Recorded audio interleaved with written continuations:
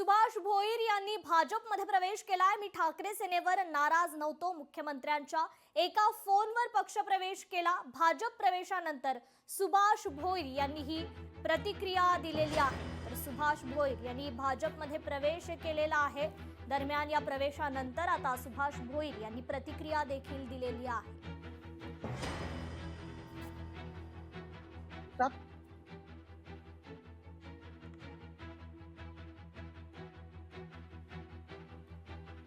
तर सुभाष भोईर यांनी भाजपमध्ये प्रवेश केलाय। मी ठाकरे सेनेवर नाराज नव्हतो। मुख्यमंत्र्यांच्या एका फोनवर पक्षप्रवेश केला, अशी प्रतिक्रिया भाजपमध्ये प्रवेश केल्यानंतर सुभाष भोईर यांनी दिलेली आहे। तर प्रदेशाध्यक्ष रवींद्र चव्हाण यांच्या उपस्थितीत हा पक्षप्रवेश सोहळा पार पडला।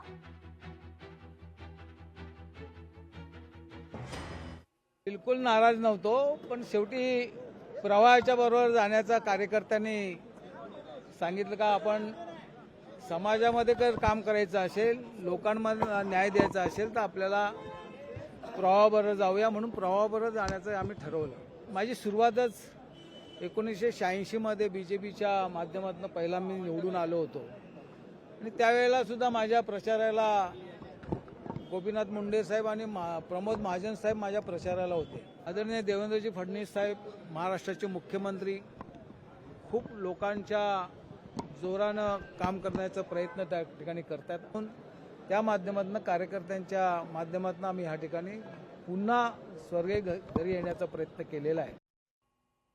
छत्रपती संभाजीनगरात ठाकरे सेना संपली। ठाकरे सेनेला उमेदवार सुद्धा मिळणं मुश्किल असल्याची टीका संजय शिरसाट यांनी केली आहे।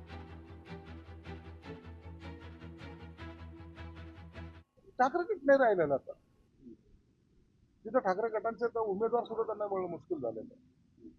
कार्यकर्ता सांभाळता न आल्यामुळे झालेला हा परिणाम आहे आणि ते आजही मानायला तयार नाही। मी वारंवार सांगतो, अहंकारामुळे चांगल्या चांगल्यांची राज्य गेली आणि त्याच पद्धतीने ह्यांच्या अहंकारामुळे कार्यकर्ते त्यांना सोडून काढले। कार्यकर्त्यांना गुलाम समजण्याची जी चूक त्यांनी केली ती चूक आता त्यांना भोगते। तर तिकडे गडहिंग्लज मध्ये मतदान केंद्रावर गोंधळ झाल्याचं पाहायला मिळालं। उमेदवार प्रतिनिधी आत जाण्यावरून हा गोंधळ झाला। पोलिसांनी मात्र हस्तक्षेप करत जमावाला पांगवलंय।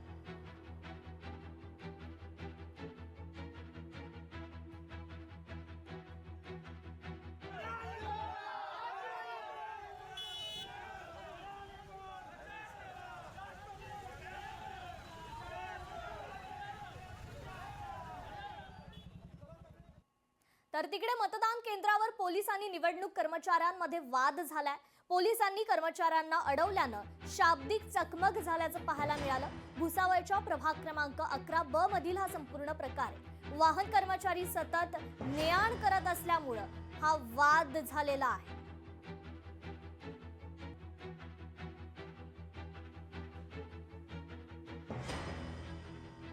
तर नगरसेवकाच्या उमेदवारीसाठी इच्छुकांच्या मुलाखती झाल्या। छत्रपती संभाजीनगरातील राष्ट्रवादीच्या कार्यालयात या मुलाखती, राष्ट्रवादीच्या विभागीय कार्यालयात या मुलाखतींसाठी मोठी गर्दी पाहायला मिळाली।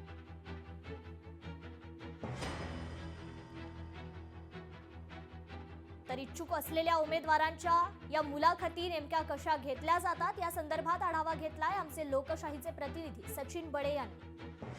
मुलाखतीसाठी इच्छुकांची गर्दी पाहायला मिळते। छत्रपती संभाजीनगरातील मी राष्ट्रवादी अजित पवार गटाच्या कार्यालयामध्ये आहे। आपण जर माझ्या मागे पाहत असाल तर हे इच्छुक उमेदवार म्हणता येईल यांना। इच्छुकांची गर्दी जी आहे या कार्यालयामध्ये देखील पाहायला मिळते। या ठिकाणी जर आपण पाहत असाल तर महिलांची संख्या देखील चांगली आहे। पुरुष देखील जे आहेत ते उमेदवारी मागण्यासाठी जे आहेत त्यांची देखील संख्या जी आहे ती मोठी या ठिकाणी पाहायला मिळते। तर दुसरीकडे दुसऱ्या बाजूला जर तुम्ही पाहत असाल तर अनेक वर्षांपासून कार्य करणारे कार्यकर्ते जे आहेत त्यांची देखील गर्दी जी आहे ती आपल्या ठिकाणी पाहायला मिळते। म्हणजेच उमेदवारी ही आपल्याच मिळावी हा प्रयत्न जो आहे तो प्रत्येकाचा या ठिकाणी पाहायला मिळतोय। हो, काय सांगाल, आता तुमच्या कार्यालयामध्ये देखील गर्दी पाहायला मिळते। महत्त्वाचं म्हणजे प्रत्येकाला इच्छुकांना उमेदवारी हवी आहे। कसा इंटरव्ह्यू घेतला जातो, मुलाखती घेतल्या जातात, काय कंडिशन असते? आज दिवसभर आमच्या प्रभाग 1 पासून प्रभाग 29 पर्यंतच्या मुलाखती ह्या ठिकाणी होणार आहेत. आम्ही मुख्य प्रश्न कार्यकर्त्यांना हे विचारणार आहोत, जो इच्छुक उमेदवार असेल, बाबा तुम्ही किती वर्षापासून पक्षात काम करत आलाय, यापूर्वी तुम्ही निवडणूक लढवलेली आहे का, महिला असतील तर त्यांच्या पतीचं काय कार्य आहे, आपल्या प्रभागातील हे रचना कशी आहे, बॉर्डर कशी आहेत, तिथं जातीय समीकरण कसं आहे, आपण युती झाला तर लढणार, नाही झाला तर लढणार, या सगळ्या बेसिक प्रश्न आम्ही त्यांना विचारतो. ते माझे मिस्टर पण आम्हाला राष्ट्रवादी पक्ष हा खूप पहिल्यापासूनच जे आमच्या याच्यात आहे आणि मी शेख उपाध्यक्ष आहे. सचिन बडे, लोकशाही मराठी, छत्रपती संभाजीनगर.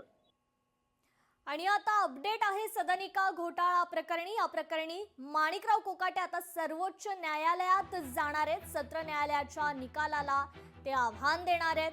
आमदारकी वाचवण्यासाठी माणिकराव कोकाटे सर्वोच्च न्यायालयात जाणार असल्याचं समजतंय. या संदर्भात आपण अधिक अपडेट घेऊयात आपल्या लोकशाही मराठीच्या प्रतिनिधी भाग्यश्री प्रधान आचार्य यांच्याकडून. भाग्यश्री, खरं तर आता मोठी अपडेट ही समोर येते. कोकाटे सर्वोच्च न्यायालयात धाव घेणार आहेत. त्यांची आमदारकी वाचवण्यासाठी त्यांची आता धडपड सुरू झाल्याचं समजतंय.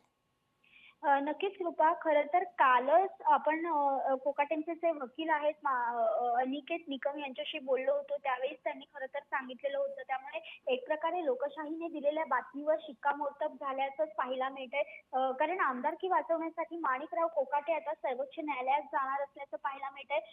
ही जी काल सुनावणी झाली त्यामध्ये त्यांना अटकपूर्व जामीन मिळाली होती. त्यासाठी त्यांना 1 लाख रुपये दंड देखील भरायचा होता.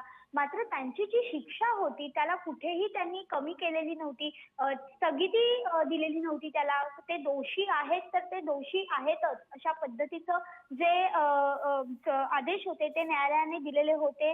न्यायमूर्ती RN लड्ढा यांच्यासमोर ही सुनावणी पार पडली होती. मात्र त्याच्यानंतर आमदारकी वाचवण्यासाठी त्यांना आता सर्वोच्च न्यायालयात जाणं गरजेचं असल्याचं सांगितलं जात आहे आणि त्यामुळे आता ते सर्वोच्च न्यायालयात जाणार आहेत.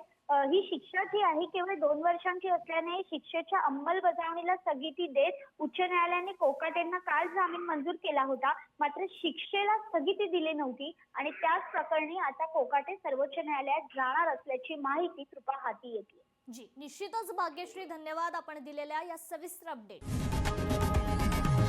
लोकशाही मराठी ऐका, पहा, जागरूक रहा.